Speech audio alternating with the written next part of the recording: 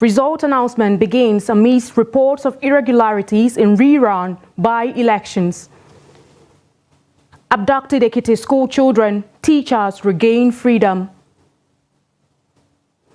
Nigerians groan over rising cost of grains. And on the foreign scene, President Hage Geingob of Namibia dead at 82.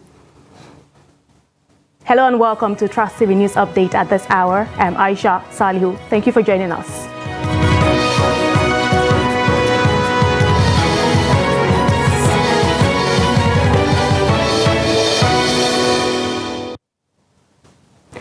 We begin with updates from the rerun and by-elections conducted in parts of the country.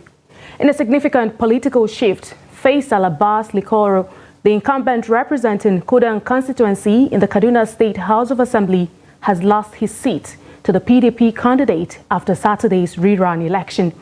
The legislator's defeat is a result of the rerun election held in 5 polling units of Garu Koran, Wali North and South on Saturday. Declaring the results at the INEC office in Hunkoyi, the returning officer, Aisha Umar Isa, announced that the PDP garnered a total of 24,178 votes, while the APC secured 22,438 votes. She officially declared Nasir Abdul Karim of the People's Democratic Party as the winner of the election. 2024 State Constituency Rerun Election. Here are the votes as scored by the candidates as follows. Yusha Masood scored 1 vote. Yusha Masood of AA Party scored 1 vote. Dauda Root of ADC scored 2 votes. Garzali Hamisu scored 51 votes. Abbas Faisal scored of APC scored 22438. Suleiman Umar of LP scored 1491. Shehu Muaz Doka of NNPP scored 1063. Nura M. Abdul Karim of PDP scored 24178. Ahmad Shuaibu Addao of PRP scored 23. Usman Muhammad of SDP scored 1 vote. So it means that Nura A. Abdurrahman of PDP, Nura A. Abdul Karim of PDP, having satisfied the requirements of the law, is hereby declared the winner and is returned elected. Thank you.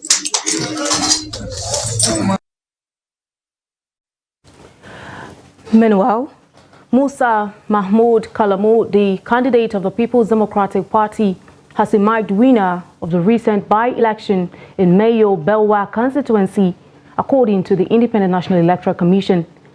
The returning officer, Mohammed Baba Ardo, announced that Kalamu won 6 out of 7 polling units, securing a total of 1,306 votes and defeating his closest rival, Ibrahim Musa Italia, of the All Progressives Congress, who received 874 votes. In the 2023 general election, there were 20,824 valid votes, with a margin of only 72 votes between the APC and the PDP candidates. However, in the by-election exercise, the registered votes were 56,999, with 24,610 accredited votes and a total of 23,443 votes cast. The newly elected member for Mayo Belwa constituency, Musa Mahmoud Kalamu, expressed his gratitude to his constituents for their overwhelming support and pledged to justify their confidence in him by fulfilling his campaign promises. The chairman of the Mayo Belwa Local Government Council, Muhammadu Usman Boji, commended the peaceful and hitch-free nature of the election and expressed satisfaction with the conduct of the exercise.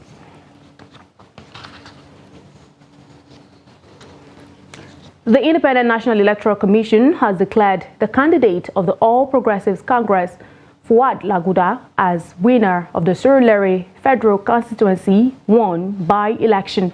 Declaring the results, the returning officer for the by-election, Simeon Adebayo, revealed that the APC candidate scored a total of 11,203 votes. Laguda, a former APC chairman in Surulere local government area, replaces Femi Gbajabiamila, who was appointed Chief of Staff to President Bola Tinubu in mid-2023. Gbajabiamila was the Speaker of the House of Representatives between 2019 and 2023 and had won his re-election into the House for the 6th consecutive term to represent the Surulere 1 federal constituency during the February 25 National Assembly election before his appointment as Chief of Staff to the President. Gbajabiamila, one of the strong allies of Tinubu, a former Lagos State governor between May 1999 and May 2007, resigned from the House of Representatives last June, and the Speaker, Tajuddin Abbas, subsequently declared his seat vacant, necessitating a by-election in Surulere Constituency 1 to fill the seats.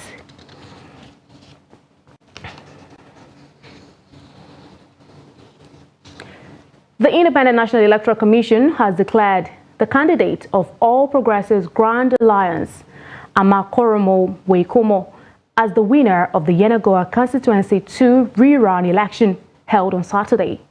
He polled a total of 5,959 votes to beat his closest rival, Ebewo Koku Obaye, of the People's Democratic Party, who scored 5,263 votes. Declaring the result at the INEC Coalition Center, Okolobiri, the returning officer, Chris Onyema, who is the Deputy Vice Chancellor of the Federal University of Toke, said the APGA candidate scored the highest number of votes to win the rerun poll for Yenagoa Constituency 2. It will be recalled that the Court of Appeal ordered a rerun election in 7 polling units of the constituency where the APGA candidate initially polled 4,971 votes, while PDP got 4,593 during the March 2023 State House of Assembly election. The votes scored by the candidates at the just concluded rerun poll were added to what they scored during the general election, with the APGA again emerging victorious and truncating the ambition of Ebewo Koku Baye of PDP to return to the State Assembly for 3rd term.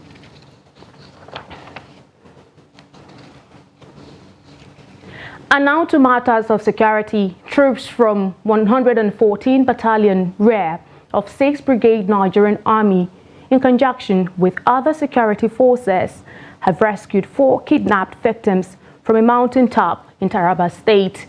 Similarly, several other kidnapped victims fled the den during the exchange of fire between the troop and the bandits. The troop also destroyed the kidnappers' den and other hideout used by bandits that raided several villages and abducted many people, including women and children, in parts of Yoro, Zing, and Jalingo local government areas in recent times. Lieutenant Oni Olubodunde, the Acting Assistant Director, Public Relations, 6th Army Brigade Jalingo, said in a statement that the ongoing joint operation successfully destroyed multiple bandits' hideouts and rescued 4 kidnapped victims, including the son of the chief of Kwaji Chiefdom. He said the operation is still ongoing to ensure that other kidnapped victims who fled the area during the exchange of fire are found and reunited with their loved ones. The Army spokesman gave the names of the rescued kidnapped victims as Genesis Samuel, age 24, from Ganku village, Bernard Dennis, age 28, from Fulfolgon village, Esther Titus, age 35, from Kosanai village, and the son of Chief of Kwaji in Popule, Ismail Umar, age 25, who was abducted at his residence on 18th January 2024. Still on security matters, the kidnapped school children of Apostolic Faith Group of Schools, Emire Ekiti, Ekiti State, and their teachers have been released, marking the end of their harrowing 7-day ordeal. The victims regained their freedom around 2 a.m. on Sunday. In a brief video clip, the freed pupils and their teachers sat on the floor, looking tired as a mother lamented the condition of her child in the background. The abductors had earlier demanded 100 million naira for the release of the victims. However, it is not immediately clear if a ransom was eventually paid. The incident occurred when a school bus carrying pupils and staff members of the school was ambushed by gunmen on Monday evening. About 10 occupants of the bus, including 5 school children, 3 teachers, and the driver, were abducted and whisked away. Despite earlier rumors of their release on Saturday, which the police debunked, the children and teachers have now successfully reunited with their families.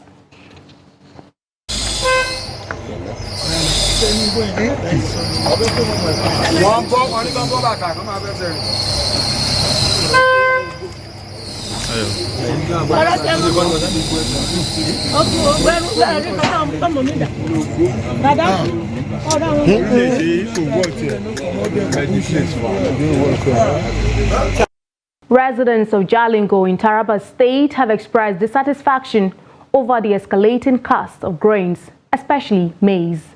The situation, they said, has led to the increase in the cost of poultry feeds and the price of chickens.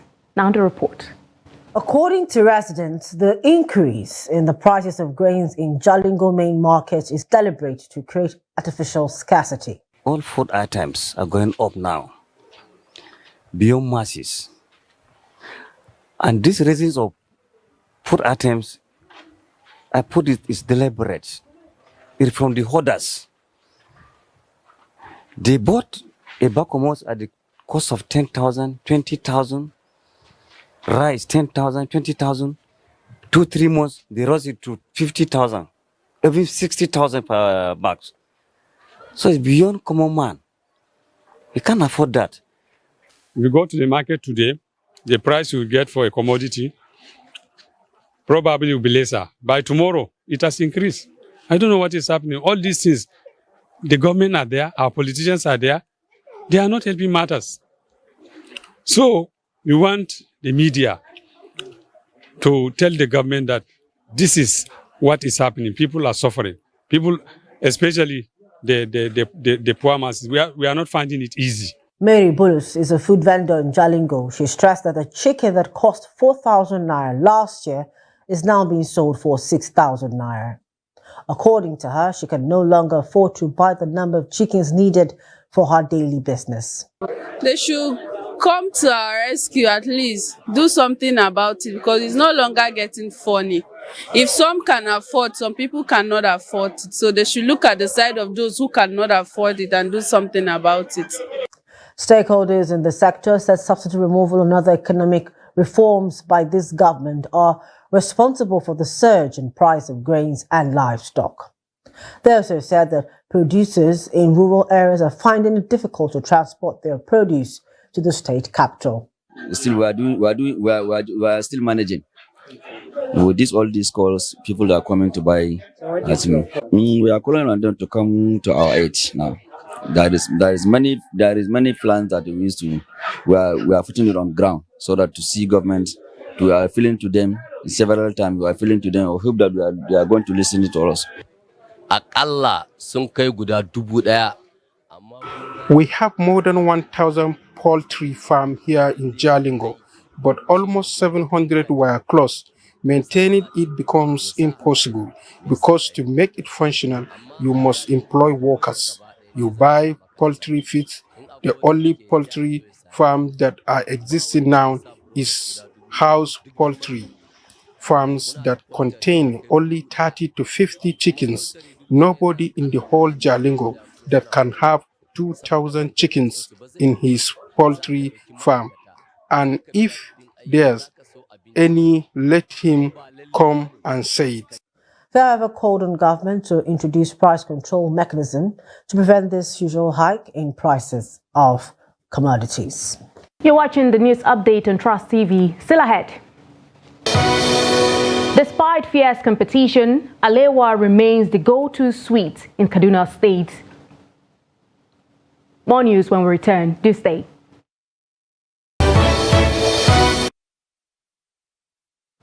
Welcome back and thank you most kindly for staying. But if you're just joining us, this is the Trust TV News Update. Let's take a look at a recap of some of our top stories. You heard that result announcement begins amidst reports of irregularities in rerun by-elections. Abducted Ekiti school children, teachers regain freedom. And now moving on to other stories. Despite the advent of modern production methods, local production of a candy, popularly called alewa in northern Nigeria, is still thriving, with many people earning a living from the business. This report tells the story of how a more than 50-year-old alewa production point at Tudungwada in Kaduna South local government of Kaduna State has stood the test of time in a technology-driven production era. Trust TV's Bello Musa has more. Alewa is a popular local candy produced in northern Nigeria. Despite the evolution of modern machine-enabled methods of producing goods and services, alewa makers in Kaduna and other parts of northern Nigeria are still practicing the old way.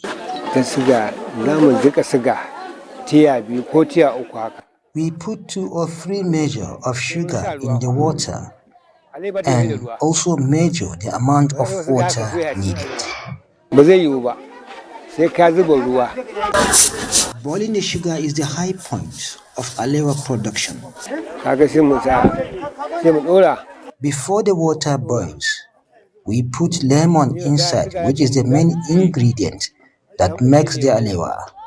We then spread the liquid on the stone and apply different flavor like ginger and the rest to give it different colors and taste. We then strap it on the hook and keep pulling it until the size and the quantity increases.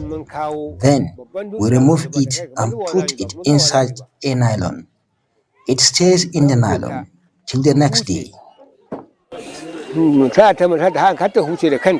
Aliyu, who has been making for the past 40 years, says the current cost of living is threatening their business. When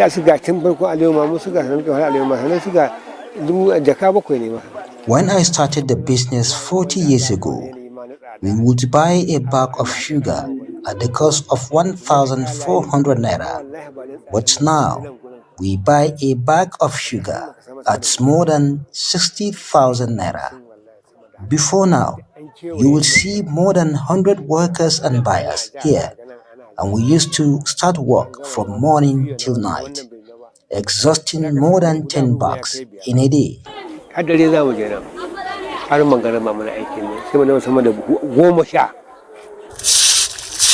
Aliyu has taught many youths how to make alewa and now wants to acquire a more hygienic environment for the production of the local candy called alewa in Hausa, but he lacks support to make it a reality. He is therefore appealing for support to modernize his business. Bello Musa, Trust TV News Kaduna. We'll now take it away from Nigeria and to a sad development. Namibian President Hage Geingob has died at the age of 82. His office has said less than 3 weeks after it was announced he would undergo treatment for cancer. Geingob died on Sunday at Lady Pohamba Hospital in the capital, Windhoek, with his wife and children at his side. Acting President Nangolo Mumba said in a statement posted on Geingob's official Facebook page.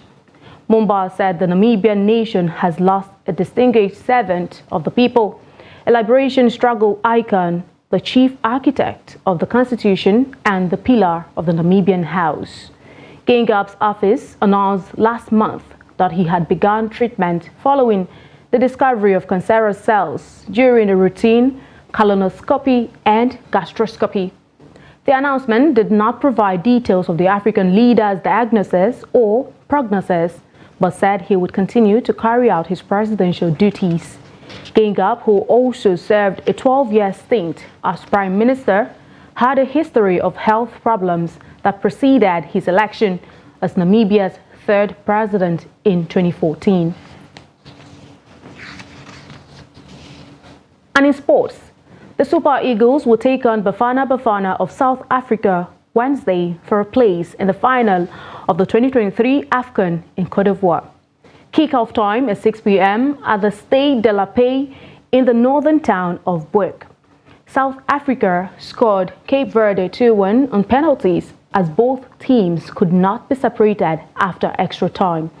South Africa captain and goalkeeper Ronwen Williams was the hero after he saved 4 penalty kicks in the shootout. He was the deserved CAF man of the match. Wednesday's clash between Nigeria and South Africa will take on added significance as both teams are drawn in the same qualifying group for the 2026. It is the AFCON semi-final that Super Eagles keeper Stanley Nwabali has looked forward to as he plays his football in South Africa with Chippa United.